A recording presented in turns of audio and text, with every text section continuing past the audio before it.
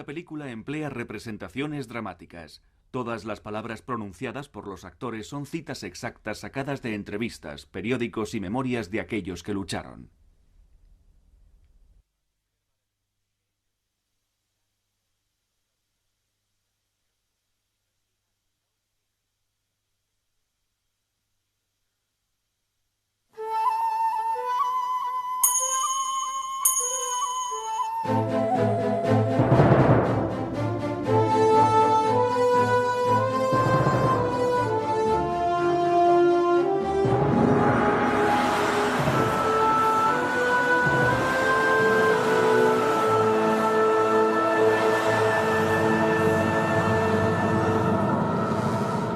Corea, la guerra inacabada.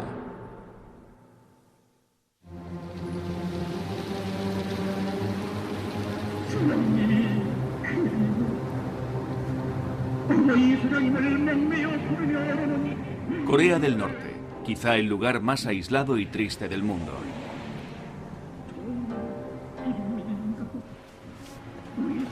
Cada día en la capital, Pyongyang, a los ciudadanos que han agradado a las autoridades comunistas se les permite acudir y formar fila para ver la tumba del hombre llamado el Gran Líder, Kim Il-sung.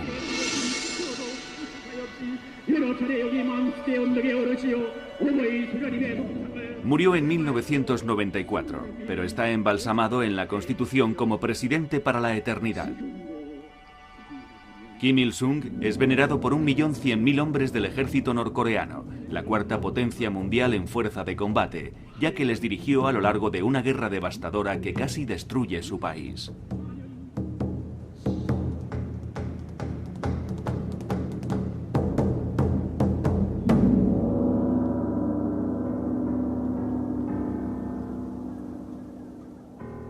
...80 kilómetros al sur de Pyongyang, a lo largo de una desolada tierra de nadie, los 600.000 soldados del ejército de Corea del Sur bajo el mando de Estados Unidos vigilan cautelosamente a los enemigos del norte.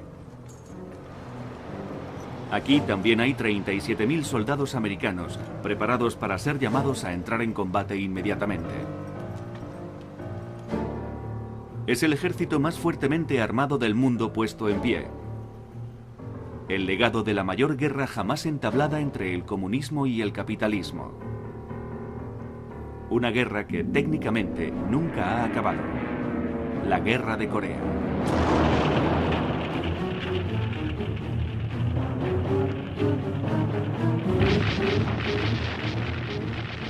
En 1950, cuando el ejército comunista de Corea del Norte de Kim Il-sung atacó, Corea del Sur y sus aliados norteamericanos fueron cogidos por sorpresa. Un pensamiento cruzó por mi mente, que esta era la Tercera Guerra Mundial. Bien podría ser el comienzo de Armagedón, la última gran batalla entre Oriente y Occidente. Fueron llamados jóvenes soldados de todo el mundo para luchar en Corea.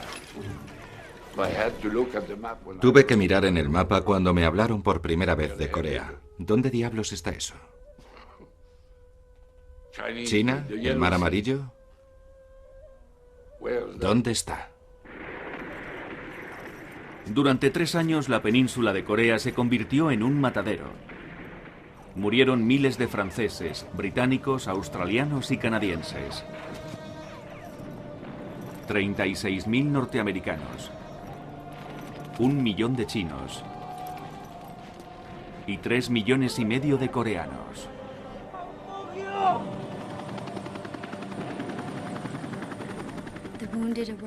Llegan heridos en una hilera interminable. Operamos los casos urgentes, atándolos a la cama y dejándoles sin sentido. Esto es una pesadilla. Esto debe de ser una pesadilla. Más de 40 décadas después, continúan existiendo muchos misterios sobre la Guerra de Corea. ¿Por qué las superpotencias calcularon tan mal? ¿Cómo llegaron tan cerca de una guerra nuclear? ¿Se lanzaron de hecho bombas químicas y biológicas sobre el campo de batalla?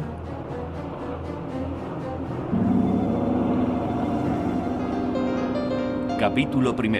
la tierra de las mañanas tranquilas.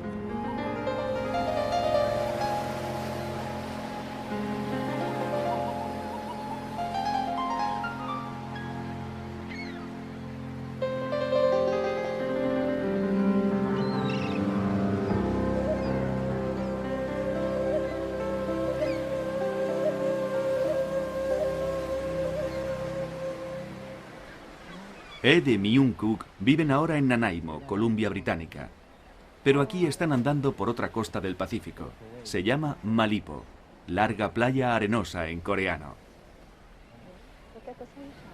Han regresado a Corea para recordar una guerra que destrozó a su familia y marcó su juventud. Hoy, los marines de Corea del Sur juegan al fútbol no lejos de donde sus padres y abuelos sufrieron una sangrienta guerra. La guerra se produjo, de hecho, de repente. Era un domingo por la mañana, por lo que yo recuerdo. Dormíamos profundamente y saltó la noticia. Nadie estaba preparado. Cuando empezó, Ed Cook estaba en un internado. Asistía a la escuela secundaria en Taichung. Hubo una gran conmoción. Nos reunieron a todos los estudiantes y creo que fue el subdirector el que nos comunicó que había estallado la guerra.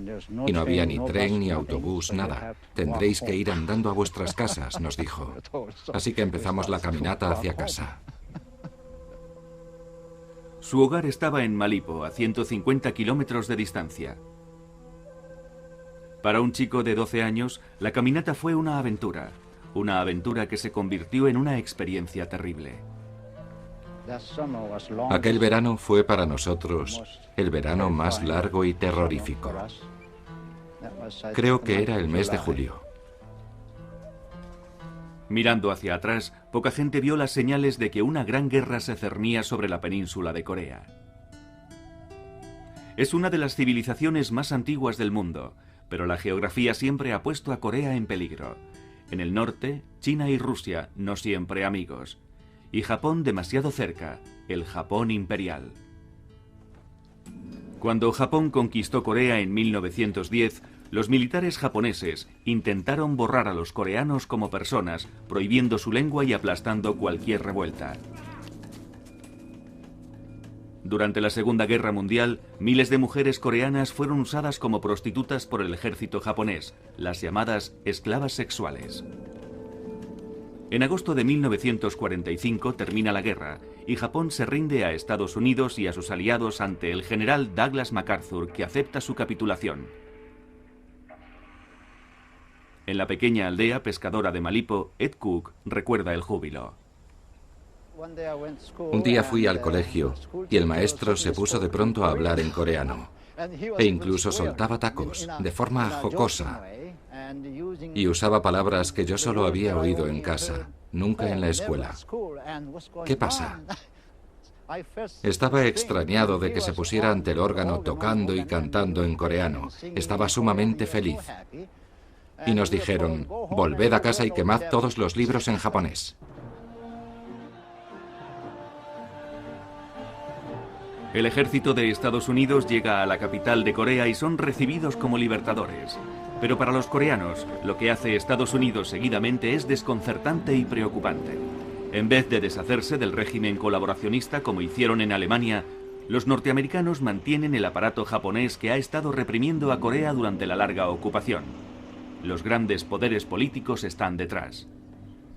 Incapaz de llegar a un acuerdo para un nuevo gobierno para toda Corea, Estados Unidos y la Unión Soviética parten el país en dos a lo largo del paralelo 38. Estados Unidos ocupa Corea del Sur, los soviéticos se apoderan del norte y buscan a un líder de su estilo.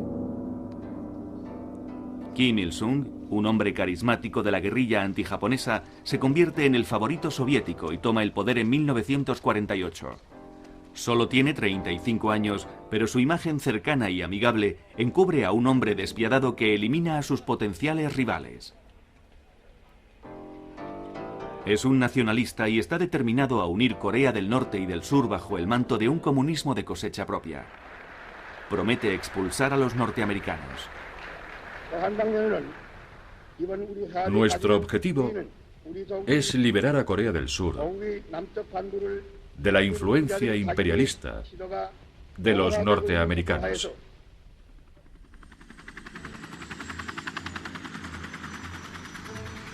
En Corea del Sur es Estados Unidos el que elige a su gobernante. Syngman Rhee, un nacionalista coreano de 75 años, doctorado en filosofía en Princeton y con fuertes lazos con la derecha norteamericana. Un feroz anticomunista que promete unir a las dos Coreas bajo su mandato.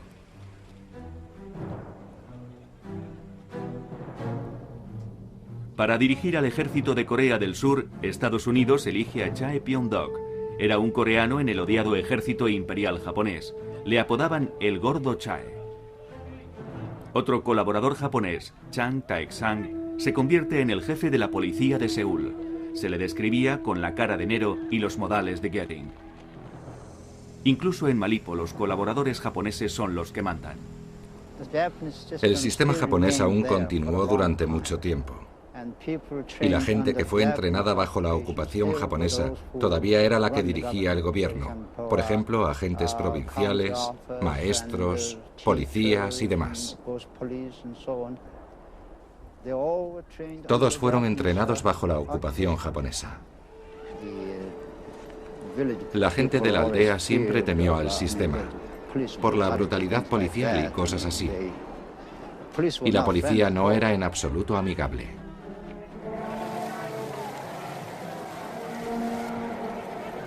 Muy pronto las calles se llenan de protestas contra la actuación de Estados Unidos. Los comunistas están detrás de todas las manifestaciones, de toda amenaza de huelga, de todo llamamiento de reforma.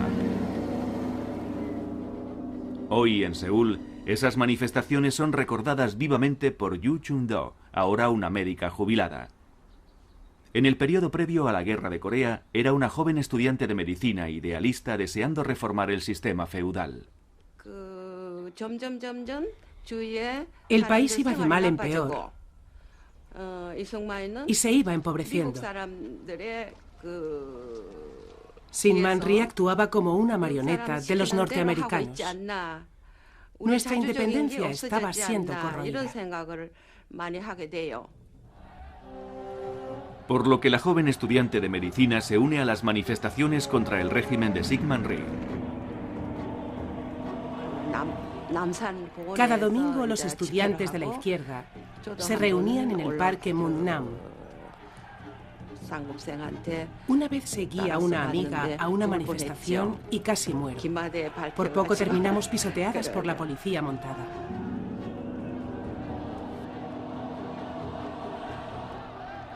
Las protestas de los estudiantes y obreros se incrementan y pronto aparecen sublevaciones armadas contra el régimen de Rhee. Bajo el control de Estados Unidos, las fuerzas de seguridad de Corea del Sur contraatacan con una guerra sucia. Una figura clave en esta guerra fue el coronel de la inteligencia aérea de Estados Unidos, Donald Nichols, uno de los pocos norteamericanos que hablaba el coreano con fluidez. Murió en 1992, pero dejó un detallado informe de la barbarie de la que fue testigo, y a menudo orquestada calladamente durante la campaña anticomunista. He presenciado muchas ejecuciones de espías, saboteadores y miembros de la guerra de guerrillas. El pelotón de ejecución está compuesto por hombres del ejército de Corea del Sur. Los que van a ser ejecutados son traídos en un camión, descargados, y luego se les ata individualmente a un poste de madera. Se les engancha en el pecho un trozo de papel con un punto negro a cada hombre o mujer para marcar el blanco. Se traen ataúdes de madera y se colocan al lado de los que van a ser ejecutados. Luego, sin más ceremonias, empiezan las órdenes. ¿Preparados? Apunten. Y son fusilados.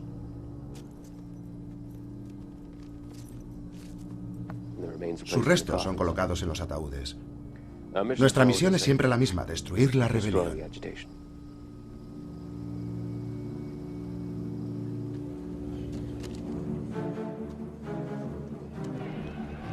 En 1948, Syngman Rhee gana unas elecciones en el sur que para muchos observadores internacionales dicen que fueron amañadas.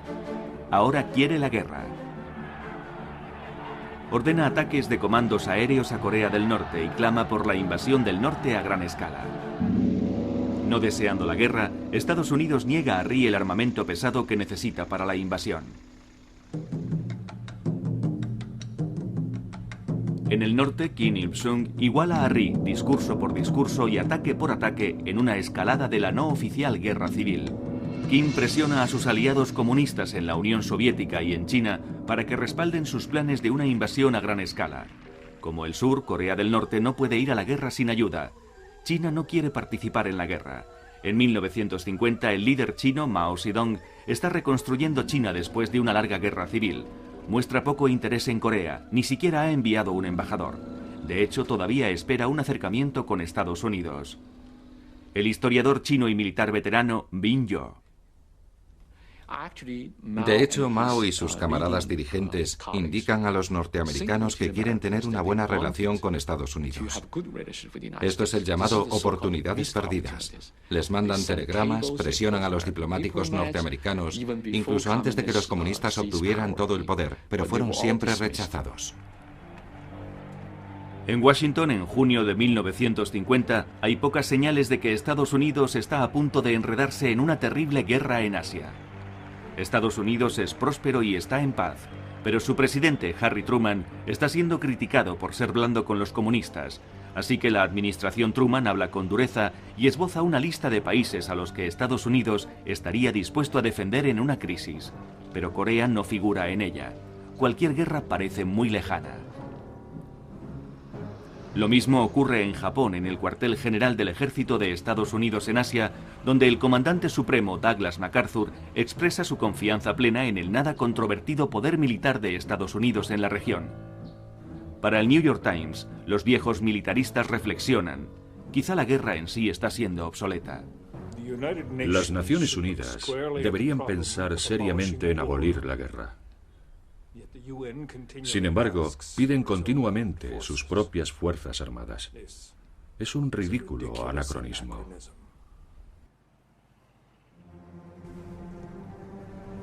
Por desgracia, nadie le dice al líder soviético Joseph Stalin que la guerra está obsoleta. Mientras que Occidente presta poca atención, Kim Il-sung va a Moscú a una cumbre. Sus anteriores peticiones de armas pesadas han sido siempre denegadas, pero ahora se le ha dado permiso para comprarlas. También se le ha dicho que le mandarán asesores militares soviéticos y un plan detallado para la invasión de Corea del Sur. Pero es advertido de que si las cosas van mal, bajo ninguna circunstancia obtendrá tropas soviéticas. En las semanas anteriores a la guerra, Estados Unidos presta poca atención a las señales de alarma procedentes de la región fronteriza al paralelo 38. Las aldeas del lado comunista, según informa la inteligencia norteamericana, son evacuadas. Una clara señal de que puede esperarse un gran ataque. Donald Nichols intenta activar la alarma. Realicé 3 importantes informes en los 60 días anteriores a que empezara realmente la lucha. Y algún imbécil del cuartel general del general MacArthur en Tokio no creyó lo que estaba en los informes. Mi último informe decía que empezaría entre los días 25 y 28 de junio. Tampoco lo creyeron.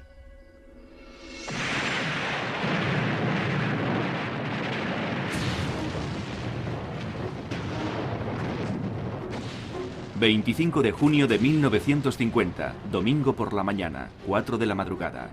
El ejército de Corea del Norte, con el apoyo de las armas soviéticas, incluidos 100 de los mejores tanques del arsenal soviético, el T-34, lanzaron un ataque sobre el paralelo 38. La guerra civil que deseaban los dos líderes había comenzado. De este a oeste, a lo largo de todo el paralelo, las tropas de Corea del Sur son cogidas totalmente por sorpresa. En pocas horas, las fuerzas del norte se dirigen hacia su primer objetivo, la capital de Corea del Sur, Seúl. En el cuartel general de Japón, el comandante supremo norteamericano MacArthur es despertado muy temprano por las urgentes noticias. Le asaltan imágenes de la Segunda Guerra Mundial. Tuve la sensación de que era una extraña pesadilla.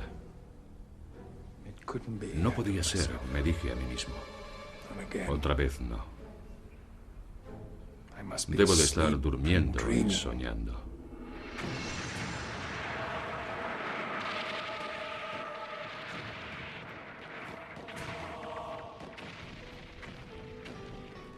Uno de los corresponsales más importantes que informa desde Corea es Margaret Higgins, del New York Herald Tribune. Con las primeras noticias de la invasión, se pone rápidamente en marcha para ser testigo del ataque a Seúl.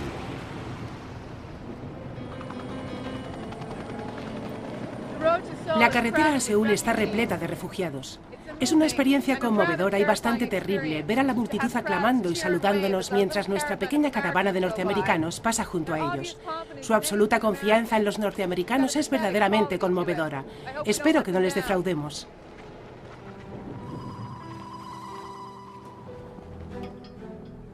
En las Naciones Unidas, Estados Unidos presenta una resolución condenando el ataque de Corea del Norte y pide una fuerza de las Naciones Unidas para forzarles a retirarse. La Unión Soviética boicotea el Consejo de Seguridad. Con la ausencia de los soviéticos, la resolución se aprueba sin problemas. El flagrante error significa que ahora el bloque comunista se enfrenta a la mayoría del mundo occidental. En Tokio, el general MacArthur acepta la primera bandera de las Naciones Unidas. El general MacArthur es nombrado comandante supremo de todas las fuerzas de las Naciones Unidas, que quedan bajo el mando absoluto de Estados Unidos. Para la gente de buena voluntad de todas partes. En Corea, el comunismo ha lanzado el primer desafío de guerra a todo el mundo libre. Esto está tan claro ahora como lo estará siempre. Esto es una batalla contra el imperialismo comunista. A los ojos de Occidente, Stalin y Mao están lanzando un desafío imperialista. En realidad, los dos rivales comunistas apenas se hablan. Stalin mantiene a Mao a oscuras sobre los detalles del plan de Corea. El líder chino ni siquiera es plenamente informado de los planes de guerra por los norcoreanos. 2 o 3 días después de haber estallado la guerra, creo que el día 27 o 28, el gobierno norcoreano envió a un militar, un coronel o agregado a Beijing, para informar a los chinos de lo que estaba ocurriendo. Y se dijo que los líderes chinos, como Mao y Zhu, no estaban muy contentos con ello.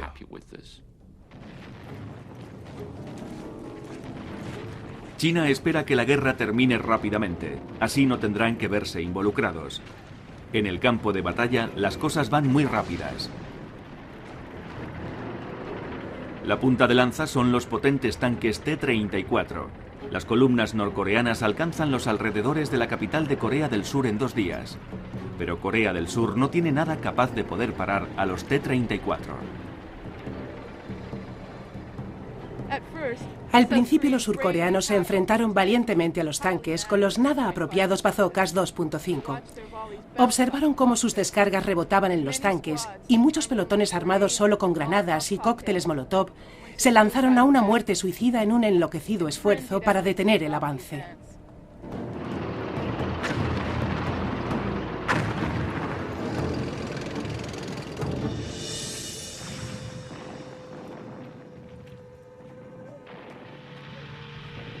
En la Facultad de Medicina de Seúl, Yu-Chu se ve de pronto practicando medicina de guerra. En la tarde del día 26, llegaron de improviso con gran pánico. Los cañones y bombas cada vez se oían más y más fuerte. Por la noche, los estudiantes fueron a esconderse en el sótano para guarecerse de las bombas.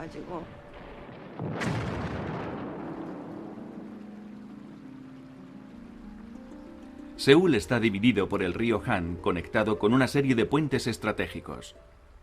Syngman Rhee emite un programa de radio tranquilizando a la población y pidiéndoles que no se muevan y no huyan cruzando el río. Pero después, secretamente, él huye por un puente con su séquito.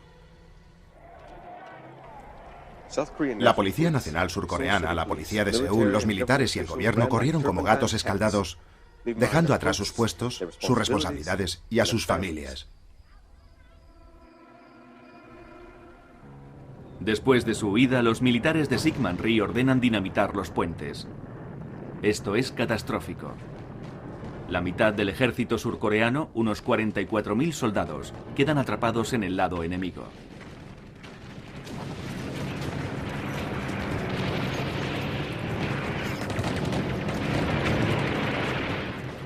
Muchos se ven obligados a rendirse y no se les verá nunca más.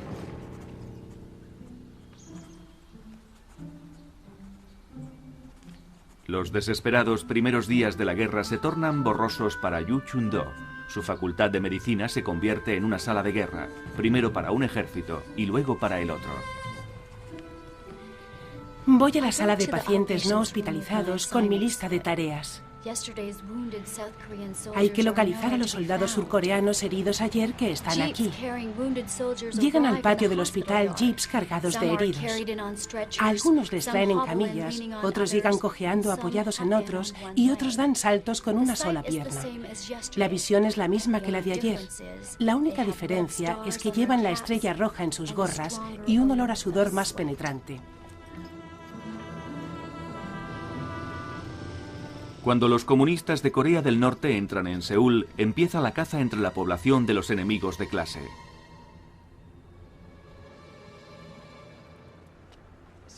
Era todo esto de largo. Una casa grande. Myung-kuk ha regresado a su antiguo barrio de Seúl para recordar el día en que su padre fue detenido por los comunistas porque era banquero. De hecho, se estaba escondiendo en casas diferentes. Y el día que vino a nuestra casa para cambiarse de ropa, los que estaban buscándole le siguieron. Así que cuando salió, después de cambiarse la ropa, salieron y le cogieron.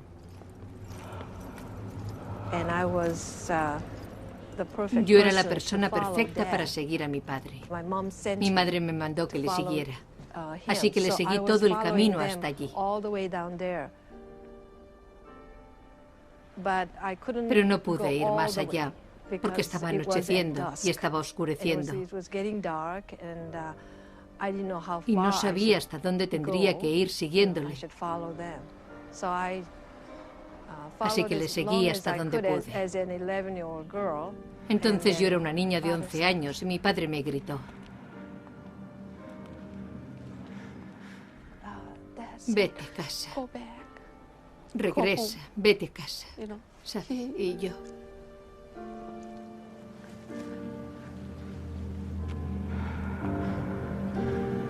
Myung regresó a su casa, pero no volvió a ver nunca más a su padre. Sería asesinado por el régimen de Kim Il-sung.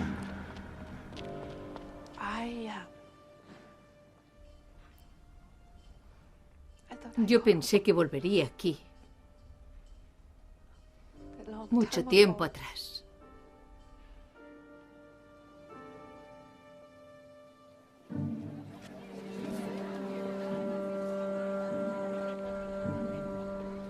Mientras los comunistas aprietan el cerco sobre la capital de Corea del Sur, fuera de Seúl, el régimen de Rhee reúne y mata a todos los comunistas posibles. La policía secreta surcoreana vacía las cárceles de sospechosos en un lugar llamado Suwon. Empieza la masacre. Donald Nichols dice que las fuerzas surcoreanas fueron demasiado lejos. La inolvidable masacre de Suwon de aproximadamente 1.800 personas es la atrocidad más grande que he visto. Y yo estuve allí, siendo testigo de todo sin poder hacer nada. Había dos grandes excavadoras trabajando constantemente. Una hacia una zanja tipo sepultura. Y llegaban los camiones cargados con los condenados. Llevaban ya las manos atadas atrás. Y eran empujados precipitadamente hasta formar una fila a lo largo de la zanja recién hecha. Le seguía un grupo de eficientes soldados. Con 45 pistolas era difícil que erraran el tiro mortal en la cabeza a menos de 1 metro de distancia a los que aún continuaban en pie. Cuando la segunda excavadora empujó la tierra sobre los cuerpos caídos en la zanja tumba, intenté detenerlo para que volviera a ocurrir. No obstante, me rendí cuando vi que era inútil. Yo era el único extranjero allí. Creo que sabían que estaban haciendo mal y no querían testigos. Lo peor de todo ese asunto es que no toda la gente que mataban era comunista. En Washington, 5 días después del ataque, el presidente Truman finalmente da permiso para enviar tropas norteamericanas en un intento desesperado de detener la invasión comunista. Estamos unidos en el desprecio a la esclavitud comunista. Sabemos que el precio de la libertad es alto, pero estamos determinados a preservar nuestra libertad sin importar lo que cueste. Pero ese día, Truman también escribe en su diario: hay que tener cuidado de no empezar una guerra general en Asia.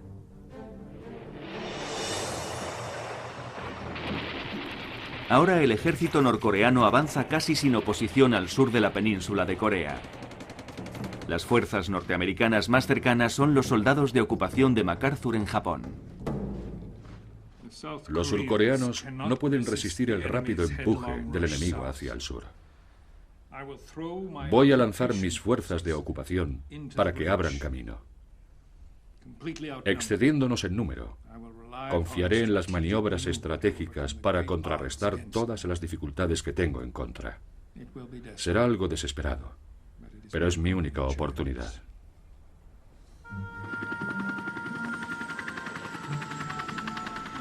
Las fuerzas de ocupación norteamericanas de Japón no son la mejor opción para una batalla desesperada. Son jóvenes y novatos. La mayoría no tiene aún 20 años. Solo 1 de cada 6 ha visto alguna vez un combate. Ahora 540 miembros de la 21ª División se encuentran en Corea, un lugar del que muchos no habían oído ni hablar. Yendo con ellos al combate estaba Philip Gigantes, entonces un corresponsal extranjero para el London Observer, más tarde un miembro del Senado de Canadá. Como un combatiente veterano de la Segunda Guerra Mundial, Gigantes no se impresionó del esfuerzo realizado por Estados Unidos para la guerra en los primeros días. Las tropas norteamericanas tenían allí a gente que no había sido entrenada, ni siquiera para sujetar un fusil. Eran chicos jóvenes norteamericanos que se encargaban del correo del ejército, del economato, de ese tipo de cosas. Y de pronto los mandan a Corea. Los norcoreanos aislaban a las unidades norteamericanas una tras otra, y en particular en la que estaba yo, también la aislaron, y hasta tuve que intervenir y decirles: chicos, no encendáis cigarrillos y no hagáis ruido, por favor. De hecho, tomé el mando de la compañía y la llevé de nuevo a nuestras líneas.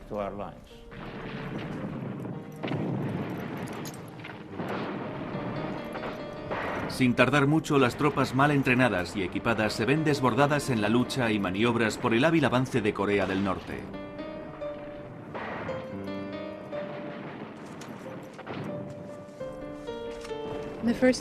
En las 3 primeras semanas de guerra me sentí llena de pena y de una sensación de traición hacia nuestros jóvenes soldados arrancados de golpe de su tranquila vida de ocupación en Japón y soltados en plena batalla. Haciendo frente a una derrota de las tropas terrestres de las Naciones Unidas, los Estados Unidos se tomaron la venganza con su poder aéreo. Lo principal del arsenal de los aviones a reacción son las ametralladoras. Los norteamericanos en su país oían hablar de la guerra aérea en los noticiarios, que era una propaganda descarada. Los aliados llegan al río Han infligiendo unas bajas asombrosas, hasta un total de 57.000 muertos, con una lluvia de bombas de napalm que les llueven del cielo de Corea. Pero a diferencia de la Segunda Guerra Mundial, también hay corresponsales independientes sobre el terreno que cuentan el oscuro asunto de la guerra aérea, sobre todo los efectos de las bombas de napalm sobre la población civil.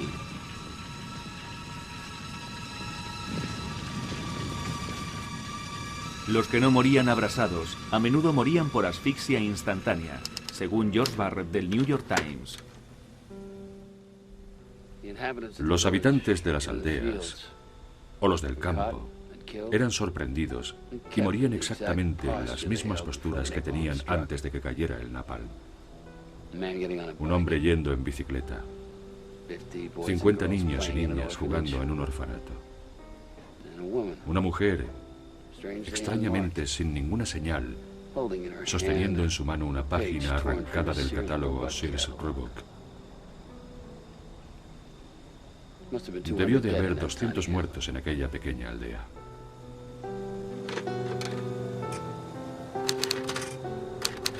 Algunos corresponsales en Corea llamaron la atención del público hacia lo que parecía ser el blanco intencionado de civiles por las tropas norteamericanas. En julio de 1950, el ejército de Estados Unidos está convencido de que los norcoreanos se infiltran en sus líneas, escondiéndose entre las columnas de refugiados que salen a raudales de la zona de guerra.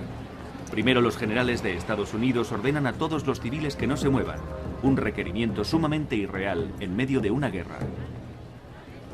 Estos documentos, recientemente desclasificados de la 25ª División de Infantería, demuestran que los mandos norteamericanos ordenaron entonces tomar una decisión drástica. Los civiles que se trasladaran dentro de una zona de combate serían considerados enemigos. A los pilotos navales norteamericanos se les ordena atacar a cualquier grupo mayor de 8 personas. Órdenes parecidas reciben los pilotos de la Fuerza Aérea. Según este informe de la Fuerza Aérea del 25 de julio de 1950, el ejército nos ha pedido que ametrallemos a todos los grupos de refugiados civiles que veamos que se aproximan a nuestras posiciones. Hasta la fecha, hemos cumplido la orden del ejército. Poco después, aparecen informes de matanzas en masa de refugiados y de la destrucción de aldeas enteras desde el aire. Estos informes causaron consternación en Estados Unidos. El Departamento de Defensa, no obstante, considera el asunto un problema meramente de relaciones públicas. Washington envía este mensaje al cuartel general del general MacArthur el 15 de agosto de 1950. De ahora en adelante, cuando se destruyan las aldeas, recomendamos encarecidamente que los blancos sean identificados como objetivos militares. A partir de aquel momento, después de destruir cualquier aldea coreana, era declarada con carácter retroactivo un objetivo militar.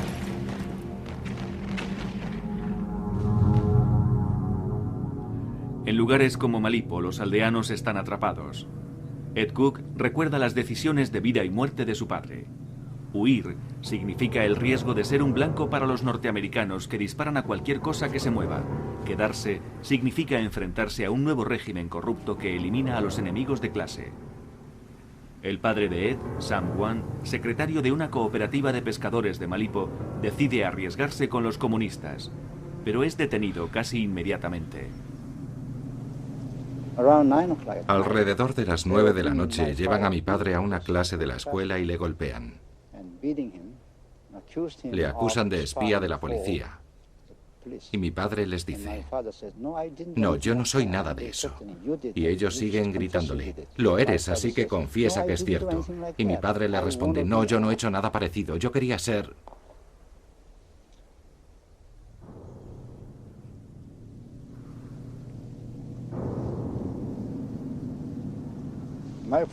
Mi padre no paraba de decirles: ya os he dicho que yo no he hecho nada así.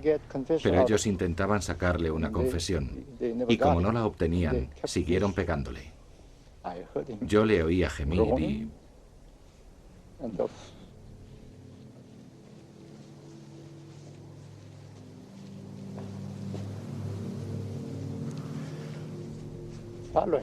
A la mañana siguiente, fui a verle. Estaba encorvado. Tenía una gran brecha en la cabeza y sangraba. Así que le llevé algo de comida. Pero no creo que comiera entonces. Esa fue la primera y auténtica experiencia espantosa que tuve.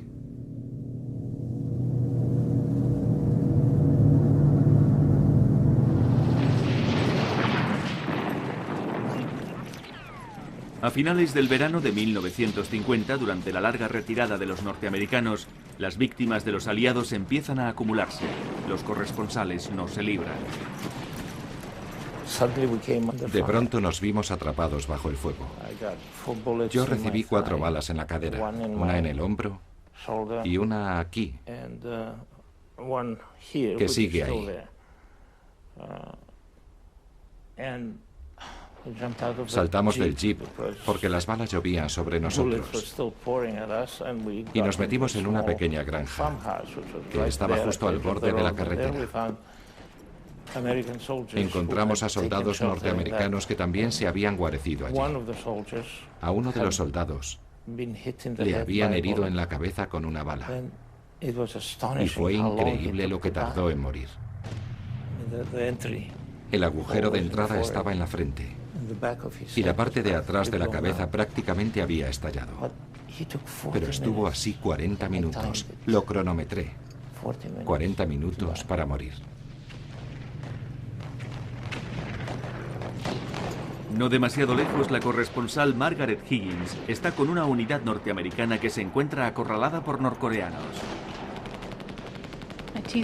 Mis dientes castañeaban incontroladamente. Y de repente experimenté la fría y cruda certeza de que no había escapatoria. Mi reacción fue la corriente, como la de la mayoría de la gente que de pronto acepta la muerte como inevitable e inminente. Simplemente estaba sorprendida de que finalmente fuera a ocurrirme a mí. Luego, a medida que mi convicción creció, me sentí con más fuerza interior y con relativa calma. Milagrosamente, Margaret Higgins escapa a la captura. Philip Gigantes no tiene tanta suerte. Un grupo de norcoreanos nos sacó fuera. Yo no hacía más que enseñarles mi pase de prensa, que estaba en coreano y en inglés.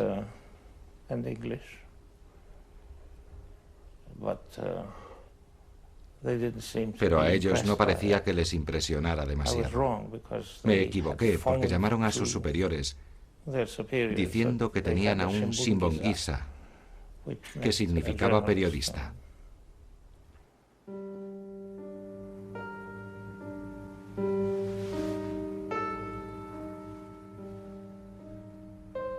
La muerte de un soldado norteamericano en Corea deja una viva impresión en Margaret Higgins.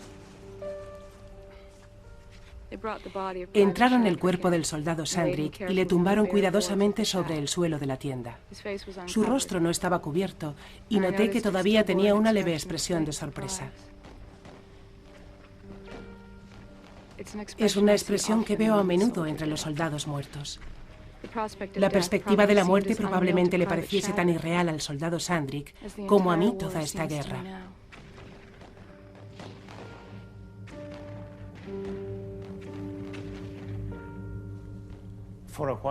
Por un momento pensamos que iban a matarnos, porque nos hicieron arrodillarnos de cara a un muro, desnudos, y habíamos encontrado antes a soldados norteamericanos a los que habían reventado la cabeza.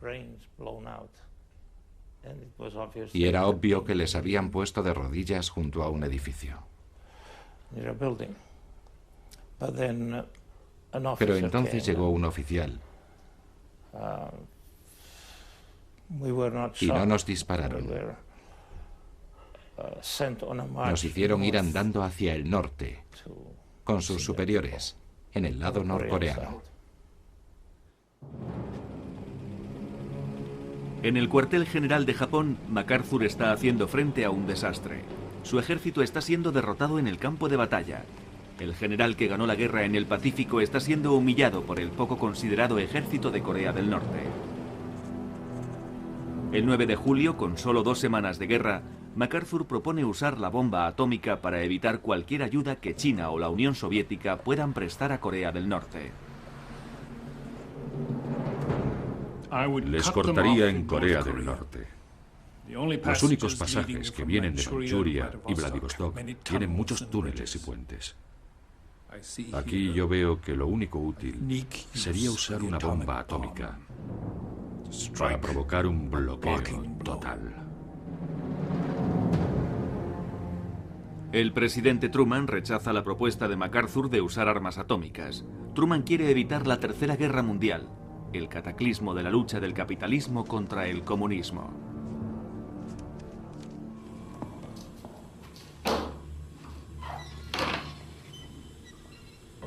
Philip Gigantes está ahora en una situación pésima.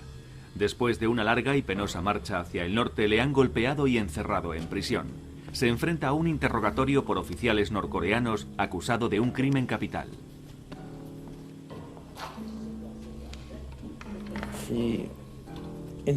Insistía en que yo era un espía. Le dije, no, soy un periodista.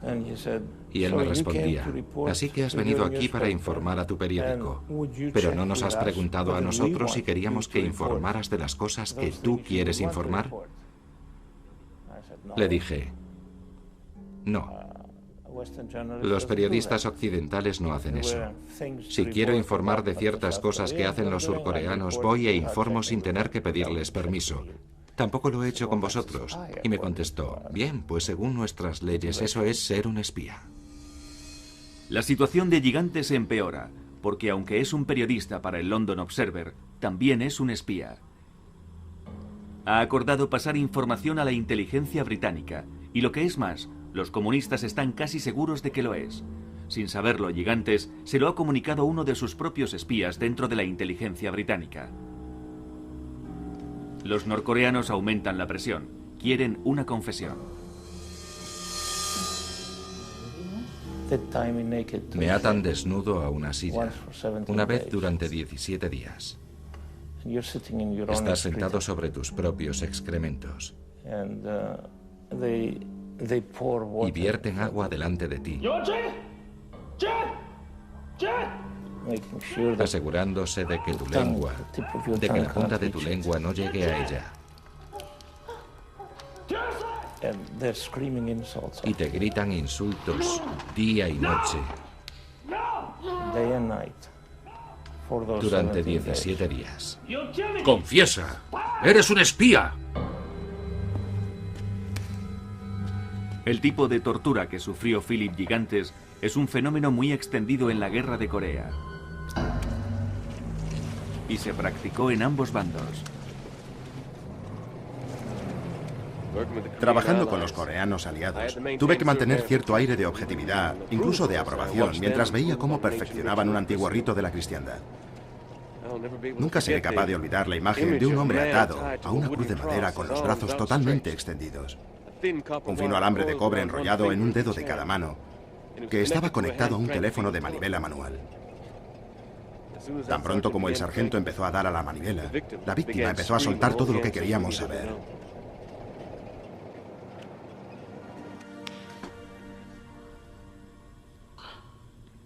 ¡Confiesa! ¡Maldito espía! Ocurrió un fenómeno. Pude abandonar mi cuerpo y me fui a una esquina del techo y miraba abajo a esa criatura llena de excrementos sentada en la silla. Y lo que estaban haciendo no me lo hacían a mí, yo no estaba allí. Gigantes nunca se vino abajo. Pasó el resto de la guerra prisionero. Se unió a la suerte de miles de aliados prisioneros que marchaban hacia el norte de la península, hacia los campos de prisioneros de Corea del Norte. Esta es la situación en la península de Corea en septiembre de 1950. Las fuerzas de Corea del Norte empujan hacia el sur, destruyendo toda oposición a su paso. Los ejércitos de Estados Unidos y de Corea del Sur se ven empujados hacia el mar, formando un perímetro defensivo alrededor del puerto de Pusan. En China, Mao y su grupo de generales están preocupados de que los norcoreanos no puedan acabar con los norteamericanos y sus aliados. Temen que muy pronto Corea del Norte solicitará ayuda a China. El historiador Bin Yu dice que esto provocó un intenso debate. Bueno, esos generales de hecho no creían que China tuviera una oportunidad. Creían que sufrirían una gran cantidad de bajas. Y muchos pensaban que China debería concentrarse en la recuperación de la economía doméstica. Incluso las críticas severas hechas al general MacArthur reconocen que es un estratega brillante. Con las fuerzas estadounidenses confinadas en el pequeño asidero alrededor de Pusan, MacArthur idea un nuevo y atrevido plan. Una numerosa fuerza de invasión norteamericana realizará un desembarco sorpresa en Port Incheon, cerca de Seúl, para dejar aislados a los atacantes norcoreanos. El general presenta su plan con aire teatral y sentido histórico. La sorpresa es el elemento más importante para el éxito de la guerra.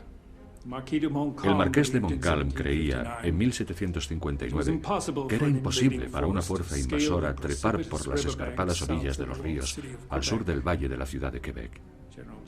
El general James Wolfe y un pequeño grupo armado subió por el San Lorenzo y escaló esas cimas. En las llanuras de Abraham, Wolfe consiguió una aplastante victoria. Igual que Montcalm, los norcoreanos considerarán algo imposible un desembarco en Incheon. Como Wolfe, yo les pillaré por sorpresa. En otoño de 1950 se reúne una de las fuerzas anfibias de asalto más numerosa jamás vista en la historia. La gran apuesta de MacArthur para dar un giro al curso de la guerra de Corea se ha puesto en marcha. Si falla, un plan secreto de guerra nuclear espera entre bastidores.